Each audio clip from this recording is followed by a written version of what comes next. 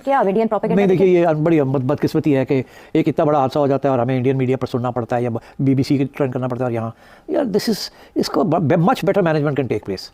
ये है, ये तो कोई ऐसी बात ही नहीं है। और आप जो चुप हो जाते हैं ना जब आप, तो ऐसे लगता है आप कुछ छुपा रहे हैं कुछ चीज़, you are not sure of your ground. This is not good for the confidence in the armed forces and confidence in the government. They foreign they should have been spokesman setting कि ये हो गया और इसको हम देख रहे हैं और हम ये करेंगे और ये करेंगे और आप फिक्र ही ना करें, हम ये जा रहे हैं वो। They should have been a takeover of the local media by army and government spokesman to explain what's happening. और छुपाने की जरूरत नहीं थी कि हाँ आ गए हैं, हाँ ये हो रहा है, हम ये कर रहे हैं, वो कर रहे हैं। यार फॉर गॉड सेक, आपने जब ब्लैंकेट इस किस्म की करते हैं तो फिर दुनिया तो खुली भी है ना, हर जगह से सोर्सेस हैं, वहाँ से लोग, और फिर अफवाहें शुरू हो जाती हैं। तो इट्स डैमेजिंग। तो this is the time to be a little open and a little aggressive rather than पीछे हट के और बंद कर दो सब कुछ, ये कर दो। आजकल के माहौल में ये नहीं हो सकता। तो मगर इनको कौन समझाए?